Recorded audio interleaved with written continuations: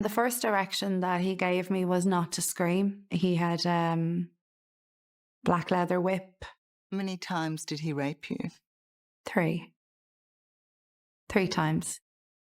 And he writes so much bullshit. This man is dangerous and he's never telling the truth. Enough evidence to say our suspect killed Madeleine McCann. If the Portuguese police had believed you, do you believe Madeleine McCann would be here today? Yes, I believe that Madeleine would still be at home with her parents. And when we will come to an end, and if we think it's enough, then we will charge Christian B. And if it's not enough, then we have to close the case. On May 3rd, 2007, a night that would shake the world and ignite one of the most haunting mysteries of our time, 3-year-old Madeleine McCann vanished from her bed in the quiet seaside village of Praia da Luz, Portugal. What began as an ordinary family holiday turned, in a single instant, into an international nightmare. At 10 p.m., her mother, Kate McCann, returned to the apartment to check on her 3 children. She expected to see them fast asleep, but instead, she stepped into a scene that would never leave her memory. The bedroom door was open wider than before. The window stood ajar with its shutters raised, and curtains fluttered in the night breeze. Madeleine's bed was empty. Kate ran from the apartment screaming, "They've taken her!" Those raw and frantic words marked the beginning of a search that has lasted nearly 2 decades. Before we analyze the suspicions in the case, please tell me where you saw this video from. I will read it all and spread it to the world. To understand why this story still grips the world, we must go back to that evening. The McCanns, both physicians from England, had chosen the Ocean Club Resort for their spring holiday along with friends. They fell into a routine, dinner at the resort's tapas bar, with each parent taking turns checking on the children sleeping in their apartments. That night was no different. Gerry McCann had checked on the children at 9:05 p.m., and all seemed fine. But within the next hour, everything changed. Just before the discovery, another member of the dinner group, Jane Tanner, reported seeing a man carrying a small child away from the apartments around 9:15 p.m.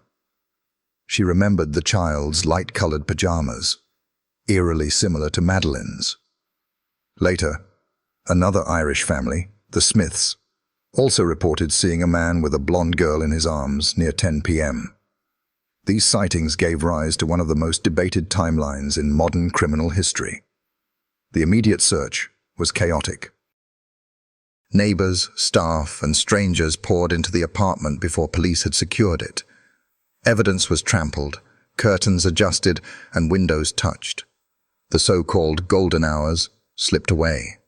By the time Portuguese authorities expanded the search, crucial forensic clues had been lost forever. And so began the avalanche of theories.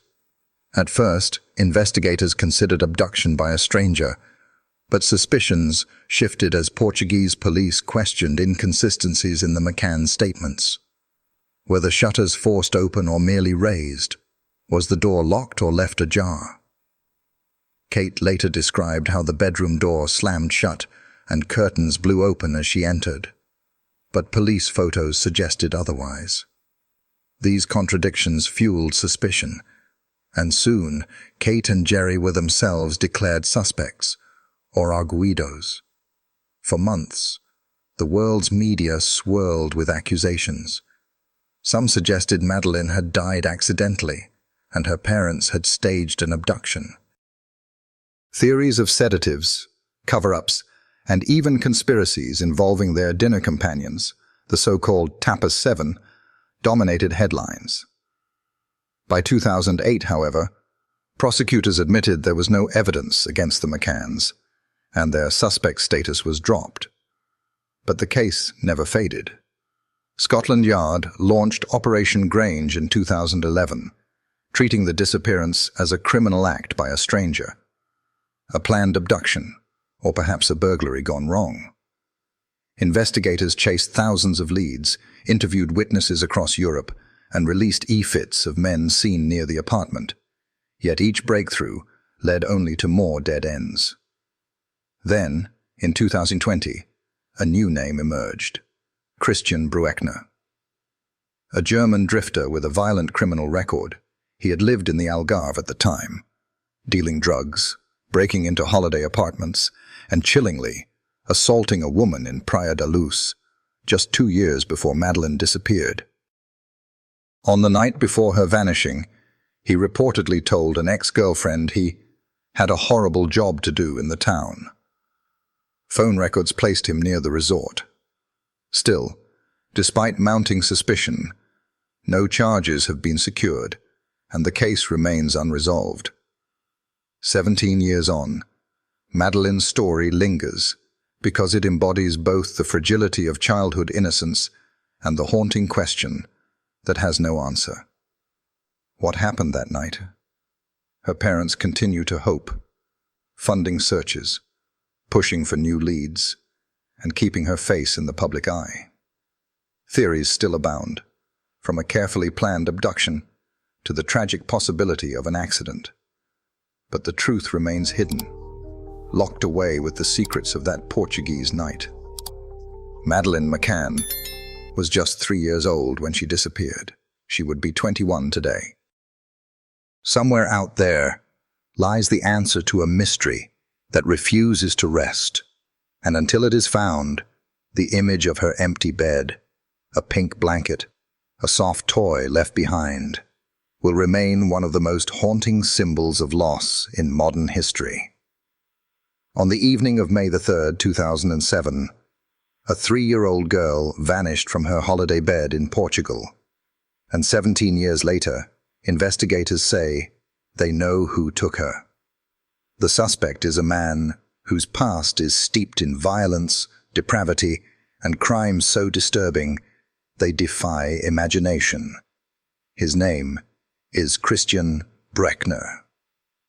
Brueckner is not just another name in a long line of suspects. He is a convicted child abuser and a predator, already serving a 7-year sentence in Germany for raping a 72-year-old woman in Praia da Luz, the very same coastal town where Madeleine McCann disappeared. For years, whispers of his involvement hovered at the edges of the case, but in 2020, German prosecutors took the extraordinary step of publicly naming him the prime suspect, saying with chilling certainty, "Madeleine is dead, and Christian Brueckner killed her." Investigators traced him to the very heart of that night. Phone records placed a mobile linked to Brueckner at the Ocean Club Resort, connecting to a mast less than 100 yards from the McCann's apartment. It was the same window of time when Kate McCann opened her daughter's bedroom door and found the bed empty, the shutter lifted, the curtains billowing in the dark Atlantic breeze. But the evidence doesn't end with a phone signal. Brueckner was already notorious in the Algarve. He was known for burglarizing hotels and holiday apartments, slipping unnoticed into places where families believed they were safe. In his possession, investigators later found hidden caches of videos, images, and disturbing items that prosecutors refused to fully detail. But enough, they say, to leave them with no doubt he is Madeleine's killer. Midway through the investigation, critics argued there was no direct forensic link, no smoking gun. Former detectives questioned the strength of the case, but prosecutor Hans Christian Walters countered with unwavering confidence.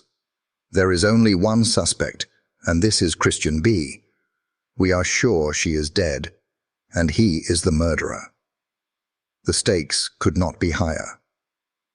Brueckner is nearing release from prison. German law demands that once he finishes his sentence for rape, he must be set free unless formal charges in the McCann case are brought. For Madeleine's family, and for millions who have followed this story, the thought of the only suspect walking out of prison is almost unbearable. Still, the evidence is grim. Brueckner's pattern of violence, His movements around Praia da Luz and his history of sexual assaults on children paint a haunting portrait of a predator who may have been watching the McCann family long before May 3rd. Prosecutors insist their case is strong. They say they even know the location where Madeleine was murdered, though they keep that secret closely guarded. 17 years have passed since the world first heard Madeleine's name. Her photograph, the small child with the distinctive mark in her eye, became one of the most recognized faces in modern history. And now, as Christian Brueckner edges closer to freedom, the question remains: will the final chapter of this case end with justice? Or will the man believed to have stolen Madeleine McCann's life slip away once more? It has been more than 17 years since the world first learned of a small girl named Madeleine McCann, a 3-year-old who vanished into the Portuguese night, leaving behind a mystery that has refused to let go. For her parents, it has been a lifetime of unanswered questions, and for investigators, a case that seems both impossibly close to resolution and yet endlessly elusive. And at the center of this painful puzzle stands one man, Christian Brueckner, the convicted rapist, the drifter, the predator. He has been named the prime suspect. He has been declared guilty in the court of public opinion. And yet, after nearly 2 decades, he has never been charged with Madeleine's disappearance. Why? How could one of the most investigated men in Europe, linked again and again to horrific crimes, remain uncharged in the case that has haunted millions? The answer lies in both the failures of the past and the fragile hope of the present. That hope is embodied in the testimony of a man the press now calls the star witness. At the heart of this story is frustration. Prosecutors admit they have only one chance to bring Brueckner to trial for Madeleine's disappearance. One chance. If they rush, if they stumble, if they pursue him before the evidence is strong enough, the case collapses forever. German prosecutor Hans Christian Walters has said it plainly. There will be no second attempt. This is why years have passed while investigators gather scraps of evidence, dig through old files, and chase every possible lead. Time is the enemy, but also the only ally they have. Yet waiting carries its own risk. Brueckner, now serving out a 7-year sentence for the rape of a 72-year-old woman in Praia da Luz, is due to be released soon. His release is not just a date on a calendar. It is a deadline that terrifies those who believe he is guilty, because if Christian Brueckner walks free without ever being charged in Maddie's case, justice may never come. The crucial link to this tangled narrative comes not from police procedure or prosecutors' statements, but from the voice of a man who once shared Brueckner's world.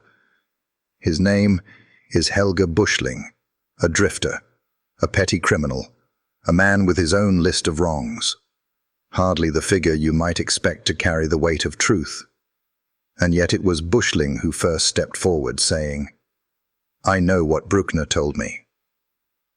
In 2008, at a music festival in Spain, 1 year after Madeleine disappeared, Helge and Brueckner met again. The beer flowed, the conversation wandered, and then Maddie's name surfaced, and Brueckner said 5 words that would sear themselves into Helge's memory. She didn't scream. Think about that for a moment. Madeleine's disappearance was shrouded in mystery. No one knew what had happened inside that apartment in Praia da Luz. No one knew if she had cried, fought back, or begged for help. And yet, here was Brueckner, calmly stating a detail only the abductor could know. She didn't scream. Cold, emotionless, delivered as if he were describing the weather. For Helge, it was a confession in all but name. He said the look in Brueckner's eyes, the sudden awareness of what he had let slip, chilled him to his core.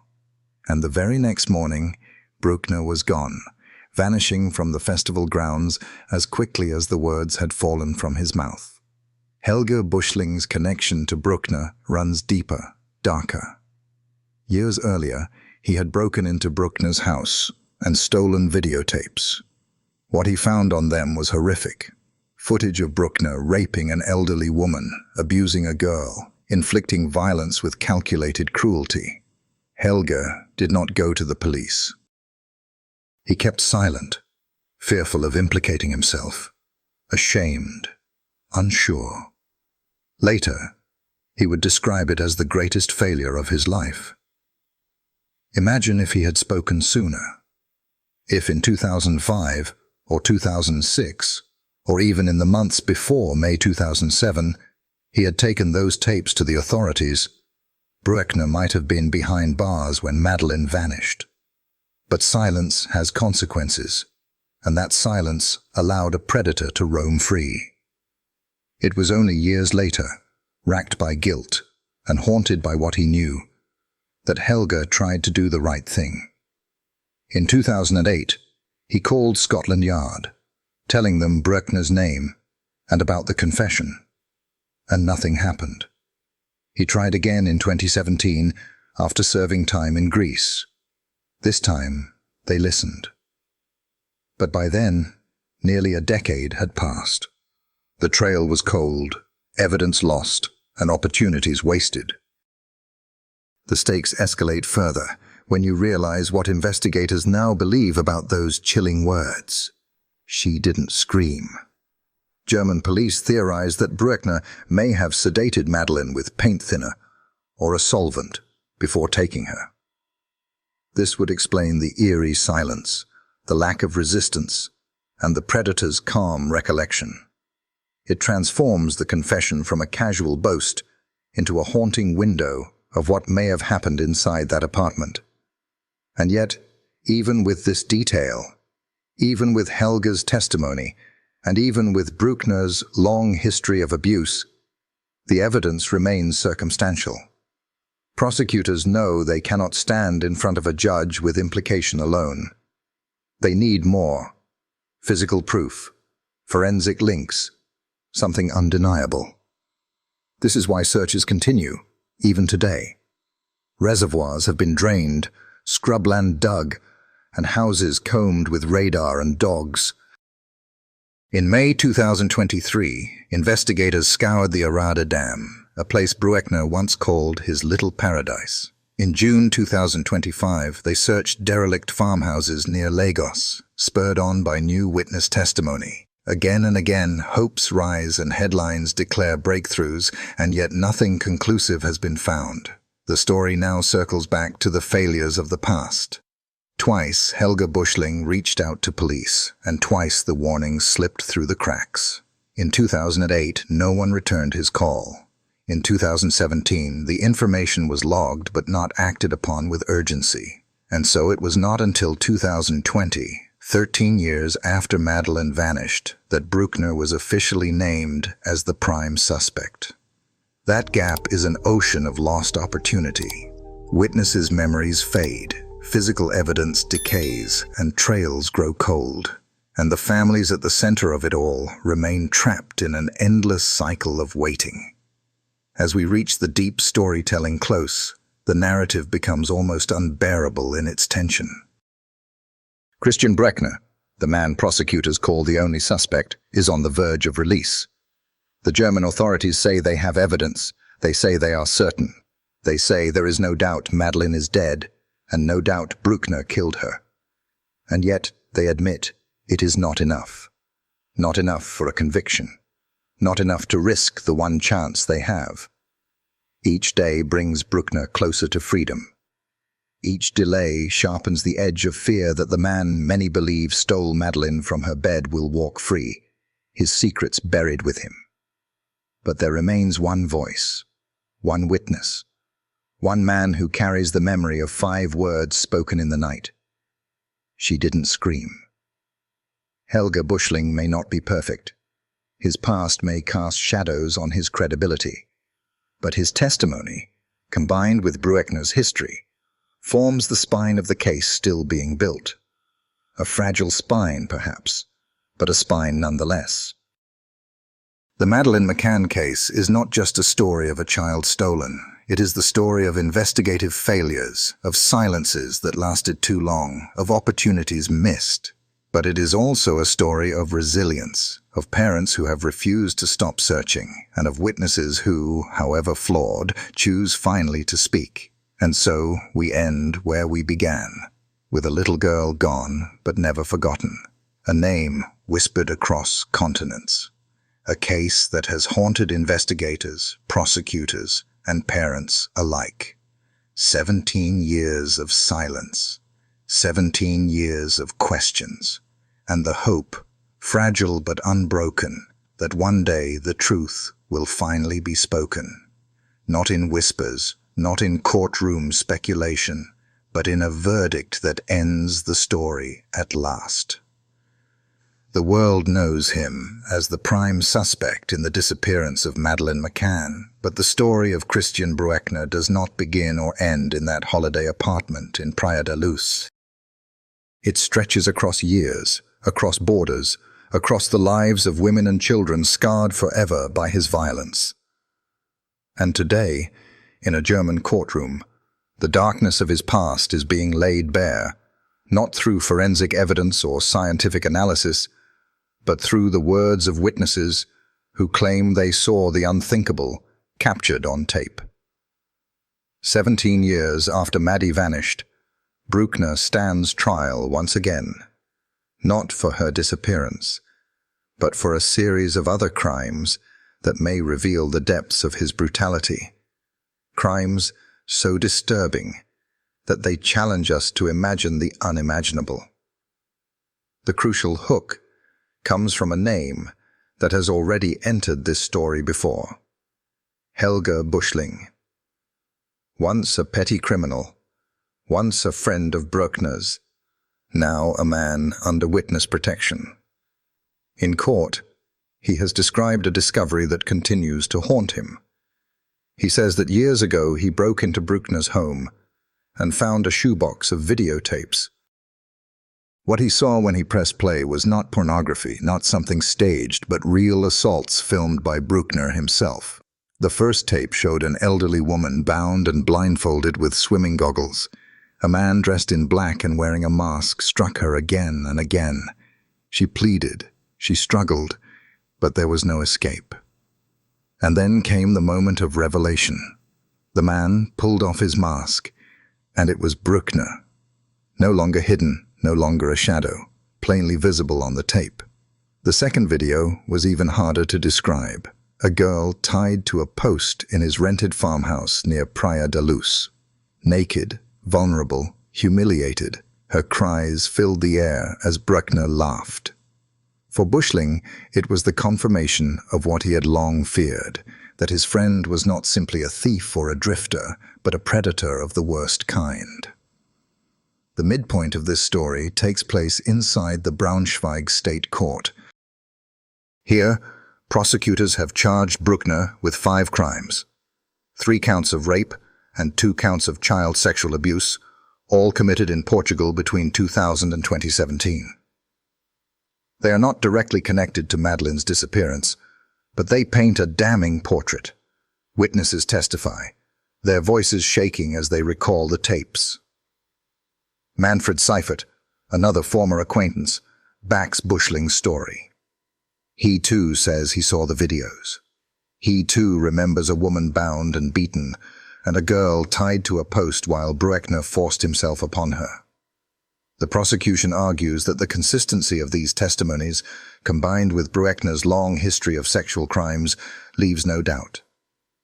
They describe him as a sadistic predator who recorded his own acts, trophies of cruelty stored like souvenirs. But there is a problem.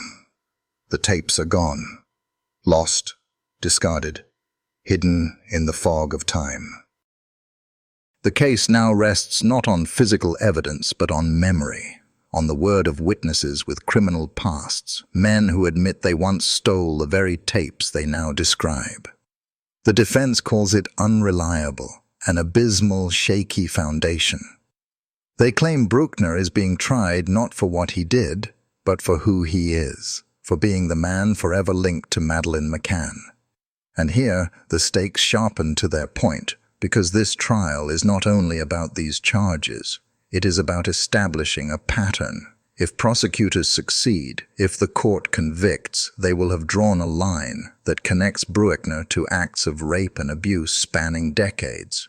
It will strengthen the narrative that he is not only capable of abducting a child, but that he has lived a life consistent with such a crime. But if they fail, if the witnesses collapse under cross-examination, if doubts outweigh testimony, then not only do the victims of these alleged crimes lose their chance at justice, but the entire scaffolding of the case against Bruckner may collapse. And with his current sentence due to end in September 2025, acquittal could mean freedom. Imagine it. The man German prosecutors call their only suspect in the Madeleine McCann case, walking out of prison uncharged, unconvicted, untouchable. That possibility hangs over every word spoken in court. The story now pulls back to show how we got here. Helge Bushling says he first tried to alert police in 2008, calling Scotland Yard and naming Bruckner. Nothing happened. 9 years later, he tried again, and only then did investigators listen. By then, the tapes were gone. By then, crucial evidence was lost. In court, Bushling admits his failures. He admits to substance abuse, to petty crime, to selling the stolen camera for $50. But he insists the images were real, the memory seared into him. His biggest mistake, he calls it, was not going to police immediately. That mistake has now become the cornerstone of the prosecution's case. Prosecutors describe Bruckner as a sadistic psychopath. They recount his history, convicted of raping a 72-year-old woman in Praia da Luz in 2005, exposing himself to children, trafficking drugs, and breaking into holiday apartments. Each act another thread in a tapestry of violence. The defense fights back. They argue that the trial is tainted, overshadowed by the McCann case. They say Bruckner has been scapegoated because of his reputation.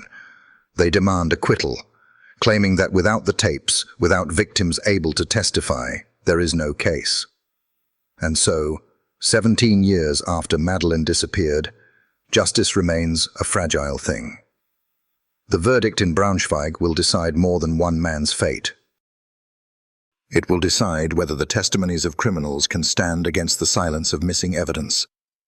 It will decide whether the world sees Bruckner as a predator, proven, or as a suspect, shielded by reasonable doubt. For the families of unnamed women, for the teenage girl tied to a post, for the pensioner bound in goggles, this is about recognition. For Madeleine's family, it is about momentum. Every conviction, every recognition of Bruckner's crimes brings them closer to the truth of what happened in 2007. But the risk is clear. If acquitted, Bruckner may leave prison next year.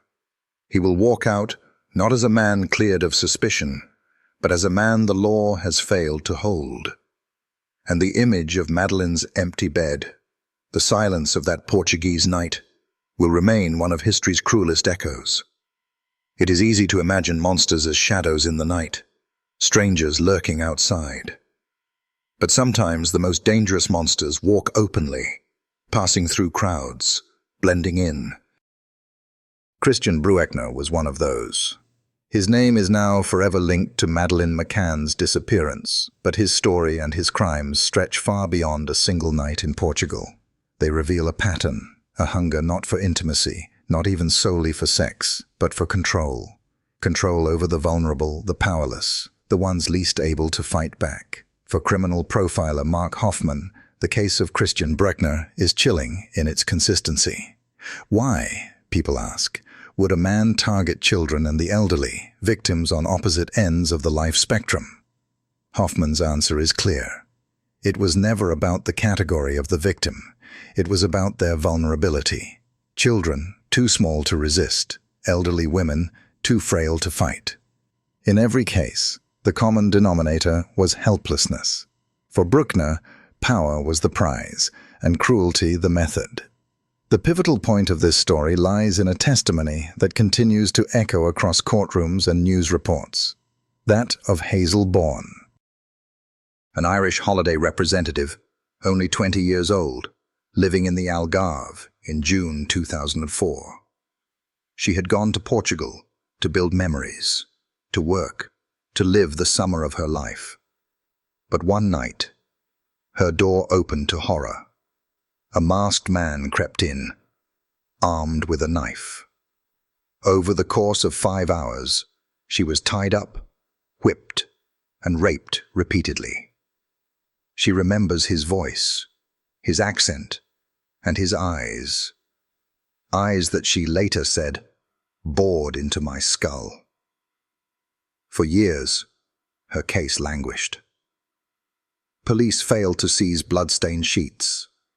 They ignored broken nails scattered across the bed, clear forensic traces of a desperate fight. They gave her no translator, leaving her isolated in her trauma, unable to properly testify. Worst of all, they pressured her to leave Portugal, fearing her account would damage the country's tourist industry.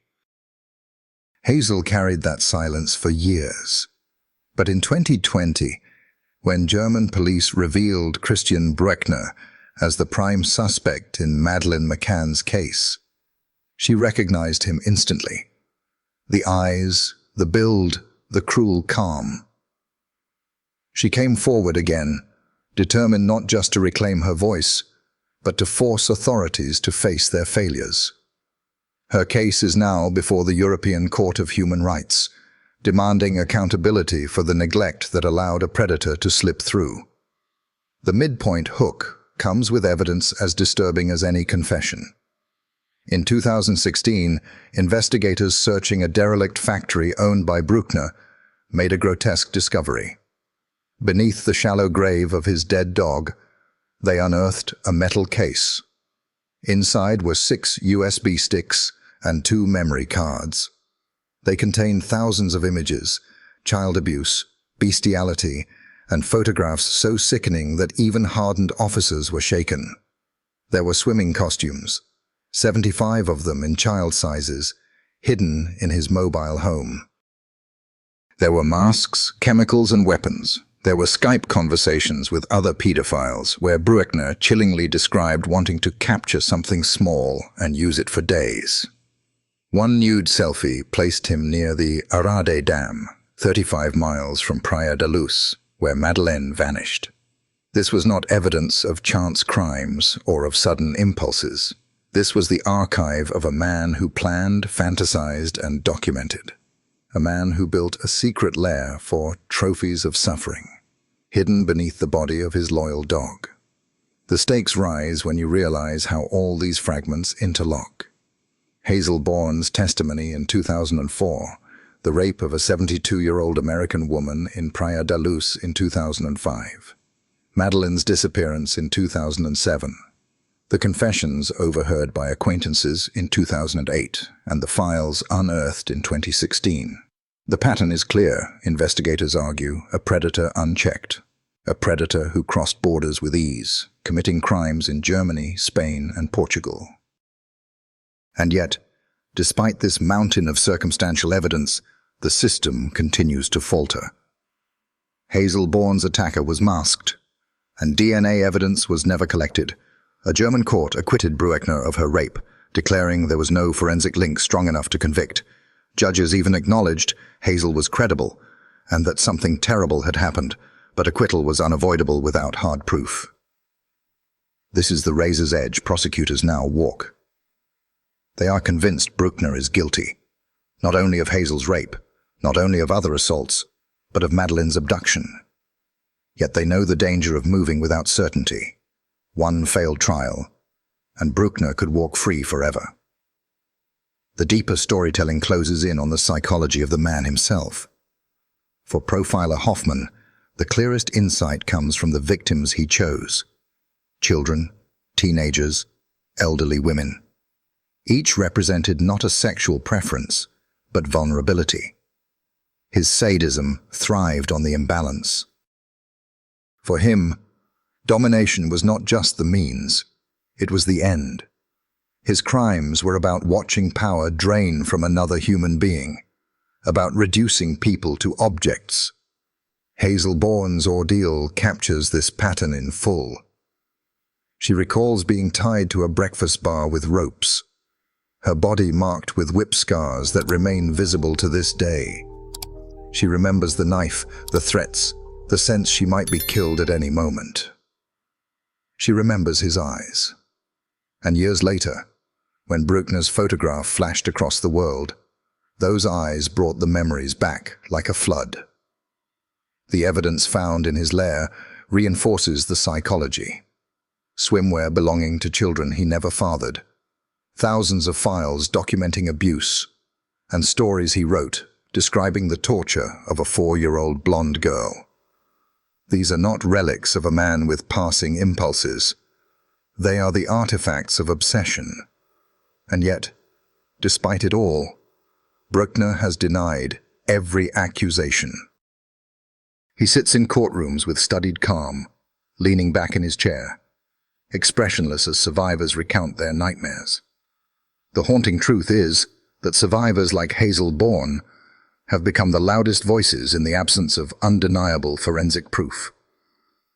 Their courage fills the silence left by failed police work, by discarded evidence, by years of inaction. Hazel herself has said her fight is no longer only for justice for what happened to her. It is about forcing systems to treat victims with dignity, about ensuring no one else is silenced the way she was. Her case at the European Court of Human Rights may not put Bruckner behind bars. The statute of limitations in Portugal has long since expired. But it may set a precedent, a demand for accountability that forces nations to listen, to act, to protect. And for Madeleine McCann, for whom there is still no trace, no body, no closure, the accumulation of these stories, these voices, these fragments of evidence, is the only path forward. In the end, the story of Christian Bruckner is more than the tale of one missing child. It is the story of a predator who built his life on exploiting the weak. It is the story of victims who were ignored, of evidence mishandled, of warnings missed. But it is also the story of survivors who refused to stay silent. Hazel Bourne's voice is one of those. The profiler's analysis is another. And together with the disturbing trophies unearthed in Bruckner's secret lair, they form a mosaic of horror that prosecutors hope will finally deliver justice. The question is whether it will be enough. Enough to overcome the failures of the past. Enough to prevent Bruckner from ever walking free. Enough to close the chapter on one of the darkest mysteries in modern history. On September 17, 2025, one of the most notorious names in Europe is set to walk out of prison. Christian Bruckner, the prime suspect in the disappearance of Madeleine McCann, may breathe free air again. For nearly 2 decades, his name has been whispered in headlines, courtroom corridors, and hushed family conversations. But now, the possibility looms large that the man investigators call the only suspect could be released into the world. And if that happens, what does it mean for the case that has haunted millions of people across the globe? But this isn't just the story of a release date. It's the story of a ticking clock, a final race for justice. Because if German prosecutors fail to pin him down with evidence strong enough to withstand trial, Bruckner could vanish, possibly to Cuba or Cambodia, safe havens with no extradition treaties. And then the little girl whose face once stared out from supermarket boards, church vigils, and nightly news bulletins may never find justice. Back in 2016, police raided one of Bruckner's hideouts, a derelict factory in Neuwiedersleiden. What they found would shock the world. Hidden beneath the body of his dead dog, investigators discovered USB sticks and memory cards packed with sickening images of child abuse, writings that fantasized about kidnapping, and even a chilling chat log where Bruckner described wanting to capture something small and use it for days. To prosecutors, this wasn't mere fantasy. It was a blueprint, a digital confession. The lair also contained 75 swimsuits for young girls, children's toys, and bicycles, none of them connected to children he knew. To seasoned investigators, these weren't possessions, they were trophies. And yet, despite all this, Bruckner has never been charged in Madeleine's disappearance. Prosecutors insist they have concrete evidence tying him to her abduction.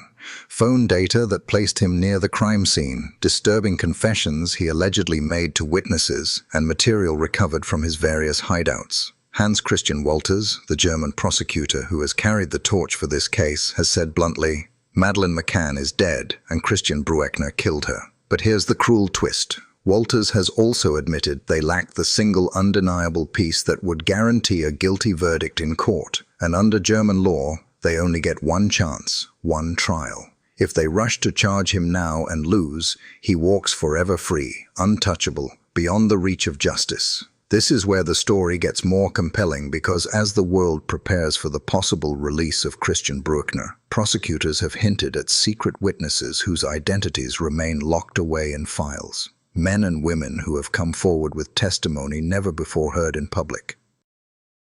If Bruckner is to be stopped, their voices may finally echo in a courtroom. Among them is Helga Buschling, a petty criminal and former acquaintance who recalls Bruckner telling him chillingly, "She didn't scream." Those 3 words have become a cornerstone of the case, because how could anyone but the abductor know such a detail? Investigators believe Madeleine was drugged with paint thinner, or ether, rendering her silent before she was taken. But the stakes strike harder still. Even as investigators race the clock, Bruckner's defense team is plotting an appeal of his 2019 conviction for the rape of a 72-year-old woman. If successful, he could walk out even sooner. And then, the nightmare becomes real. The prime suspect in the world's most famous missing child case, released with a suitcase and a passport, free to disappear into the shadows of another country. The stakes have never been higher. If prosecutors fail, if they cannot assemble every last shred of evidence, every USB stick, every secret witness, every damning line of text, then September 2025 may mark not only Bruckner's freedom, but the quiet burial of a case that has consumed investigators for nearly 2 decades. Wolters himself has warned, this is their last chance. If they cannot secure a conviction now, the case may have to be closed forever. The storytelling deepens with what's been uncovered in the years since his name first surfaced. Investigators have combed through his past and found a monster with no boundaries. Bruckner's victims spanned from children to the elderly. He was a predator, drawn not by desire, but by domination. Experts like profiler Mark Hoffman describe his motive not as sexual gratification, but as power. Every crime he committed fit that pattern, from a 6-year-old girl in Germany to a 72-year-old woman in Portugal. And then there are the writings. In an infamous 2013 chat-room conversation, Bruckner fantasized about drugging a girl and her mother outside of a preschool. He spoke about holding a child captive for days, using them until they were no longer useful. When police read these words years later, many believed he was not spinning fantasies. He was recounting history. Now, as September approaches, investigators are left with 2 dire paths. They can wait for Germany's Supreme Court to approve a retrial on unrelated charges, keeping him locked up a little longer. Or they can file Madeleine charges now, risking it all on the body of evidence they've assembled. For the McCann family, the weight of this decision is unimaginable. 18 years of unanswered questions, 18 years of birthdays without their daughter, 18 years of hope battered but never fully extinguished. They know this is the closest prosecutors have ever come to naming Madeleine's killer in court. But they also know the risk. If the case collapses, there will be no second chance. And so the story reaches its climax. Bruckner is not simply a suspect.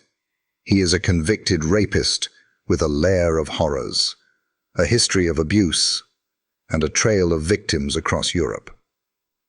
If he walks free, he doesn't just escape justice for Madeleine. He becomes a danger to every vulnerable person he encounters. Prosecutors call him a top league of dangerousness. Experts believe if released, he will offend again. And if he flees to Cuba, Cambodia, or the Philippines, he may never be caught. As the clock ticks down, one question remains. Will September 2025 be remembered as the month justice finally caught up with Christian Bruckner, or the month he slipped through history's fingers forever? The answer is as haunting as it is unresolved.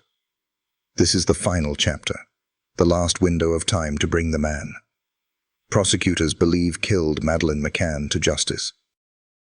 If they fail, the case may be closed, the truth sealed away with it, and a family who has waited 18 long years may wait forever.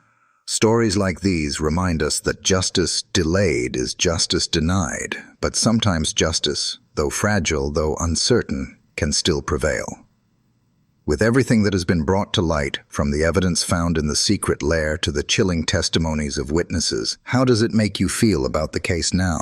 Does the prospect of Christian Bruckner's potential release make you more determined for justice? And if so, what action or steps do you believe could be taken to ensure that the truth finally emerges?